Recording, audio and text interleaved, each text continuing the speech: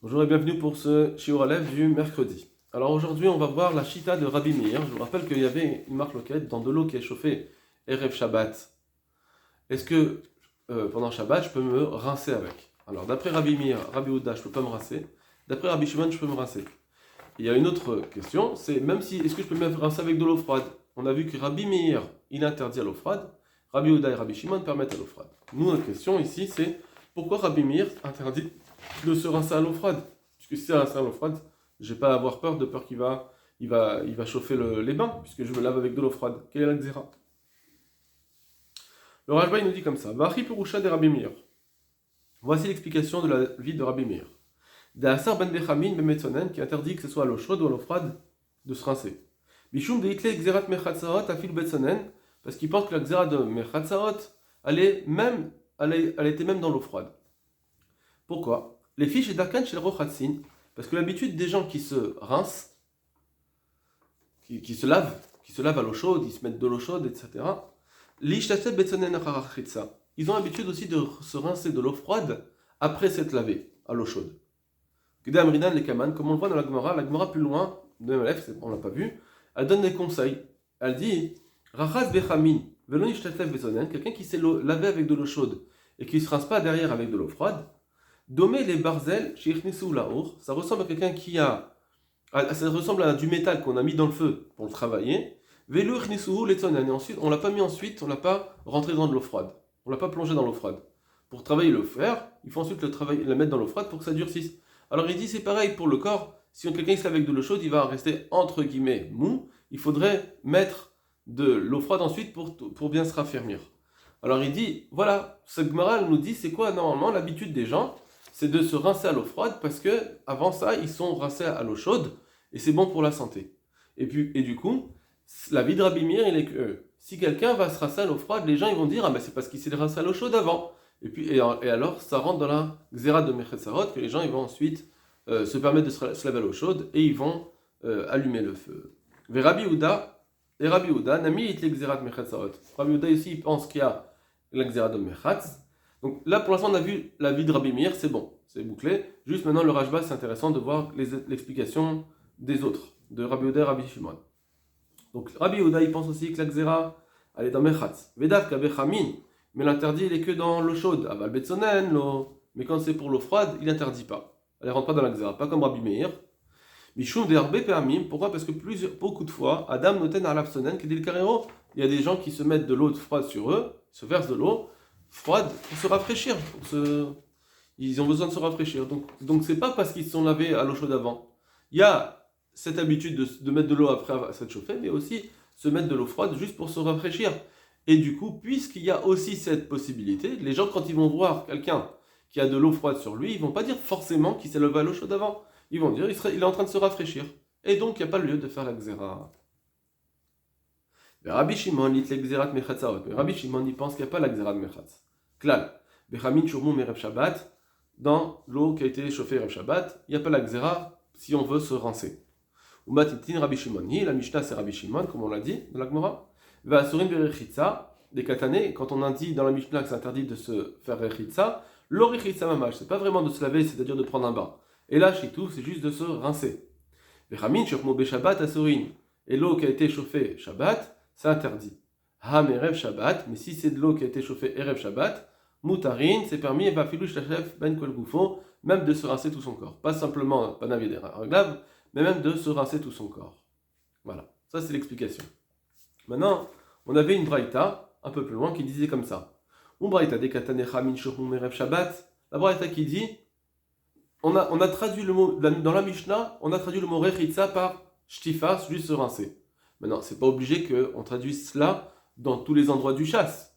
Là-bas, l'Agmara, on a interprété le mot rechitza par se rincer. On peut dire les deux choses.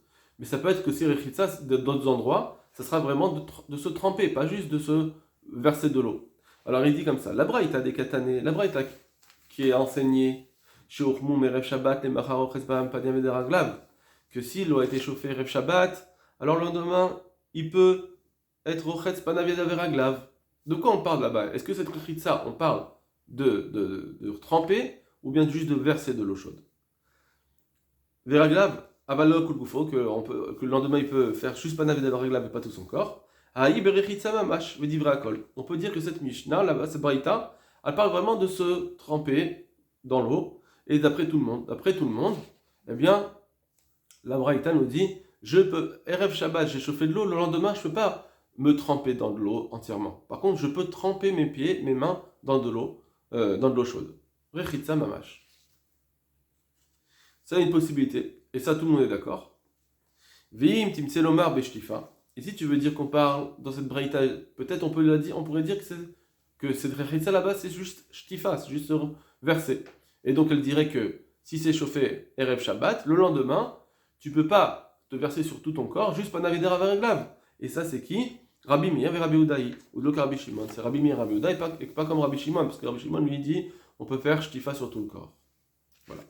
Donc, première explication du Rashba, c'est pourquoi l'eau froide a été interdite par Rabbi Meir. Parce que les gens ils vont dire, ah mais il s'est chauffé, il s'est lavé avec l'eau chaude avant. Et donc, ça rentre dans la Xéra de Meir Chatzarot. Ça, c'est avis, le Rashba il est d'accord, le Ran, le Meiri, le Ramban. Le Tosfot HaRosh ramène une autre chita, qui est celle de Rabbeinu Tam, celle du Balamahor. Et voici l'explication, une nouvelle explication. Pourquoi l'eau froide c'est interdit? Rabbeinu Tam befaresh la braïta. Rabbeinu Tam explique cette braïta ainsi. L'eau ishatef adam. Un homme ne peut pas se rincer, on avait dit, il ne peut pas se rincer tout le corps. Aïnou shitouf shacharazea. On parle là-bas de se rincer tout le corps après avoir transpiré, après avoir chauffé son corps pour transpirer. Là-dessus, on dit qu'un homme il ne peut pas se rincer. Qu'il est Tania les Kaman, comment il ne peut pas se rincer, d'après Rabbi Meir, il ne peut pas se rincer ni l'eau froide ni l'eau chaude. Qu'il est Tania les Kaman. Comme c'est marqué plus loin, c'est une braïta, les machar nirnas ou mezia, veyotso mishlatef. C'est marqué de l'eau qui a été chauffée, si on a fermé on a bouché les trous dans le mechatz pour l'eau qui a été chauffée Rev Shabbat pour garder la chaleur.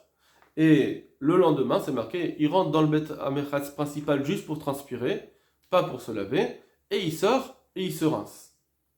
Les machar nirnas ou mezia, le lendemain il rentre pour transpirer, veyotso mishlatef, et il sort et il se rince. Donc on voit ici que on parle de quelqu'un qui va se rincer après transpirer.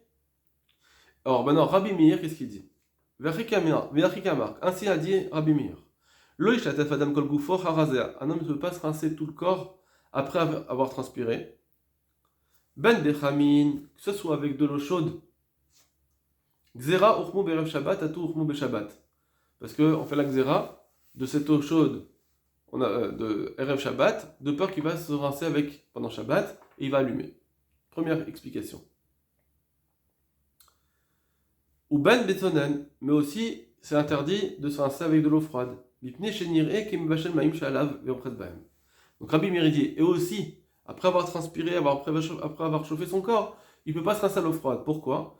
Parce qu'il semble, chez Nir Ekim Vachel, il semble comme s'il cuit Maïm Shalav, l'eau qui est sur lui. L'eau qui est sur lui, maintenant qu'il a son corps très chaud, quand il va mettre de l'eau sur lui, l'eau froide, elle va se tiédir, elle va commencer à chauffer, il ressemble à quelqu'un qui cuit de l'eau. Et qui se lave avec de l'eau chaude. Et les gens ils vont dire, qui s'est lavé avec de l'eau qui a chauffé pendant Shabbat, et ils vont commencer à cuire, à chauffer de l'eau pendant Shabbat. Donc c'est pas la même chose que Rashba. Rashba il a dit, les gens ils vont dire qu'il a de l'eau froide sur lui, elle est restée froide, mais seulement c'est parce qu'il s'est lavé avec de l'eau chaude avant. Ça c'est la vie de Rabbi Meir d'après le Rashba. Et d'après Tosfot HaRosh dit non, cette eau qui est sur lui, tellement son corps est chaud, elle va se réchauffer, et les gens ils vont dire, ah mais il est en train de se laver avec de l'eau chaude. Il s'est mis de l'eau chaude sur lui. Et donc ils vont allumer pendant Shabbat. Donc c'est donc zéro. Le Ramban, il comprend pas ce Tosfot HaRosh, il comprend pas le Balamahor qui dit cette chita, parce que comment un homme il va se réchauffer suffisamment pour arriver à ce que l'eau qui est sur lui, elle va tiédir. C'est très loin.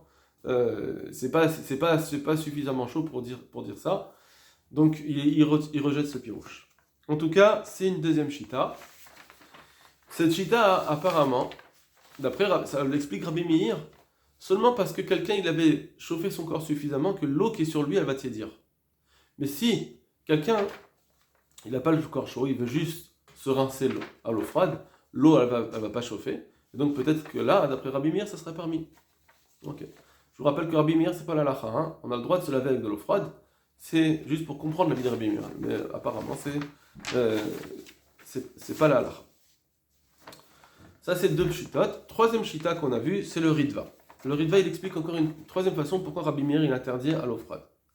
Détania. Lo yishatef adam kol kufo bechamin bemetzonen. Un homme, il ne peut pas se laver, se rincer tout le corps, ni à l'eau chaude, ni à l'eau froide. Pirouche, c'est plouktaïou. Voici l'explication de la maroquette entre Rabbi Meir, Rabbi Shimon, Rabbi Yehuda. Bechamin shurmum erev Shabbat. On parle de quand c'est de l'eau qui est chauffée erev Shabbat. Le Rabbi Meir, c'est Rabbi Meir interdit là-dessus. A filou betsonen. D'accord. Donc là, la braïta, quand on parle de ne pas se rincer à l'eau, quand c'est de l'eau chaude, c'est même si l'eau a été chauffée erev Shabbat.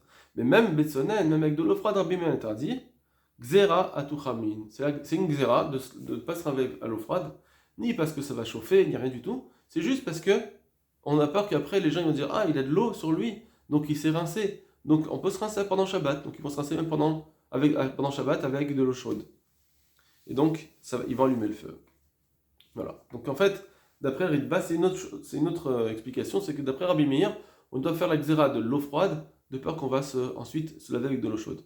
Pas comme Rabbi Shimon, où on dit, pas comme le Rashba, pardon, qui a dit que s'il a de l'eau froide, c'est parce qu'il l'a fait avec de l'eau chaude avant, ni comme le Tosfot Arosh qui dit que l'eau qui est sur lui maintenant, elle va se réchauffer.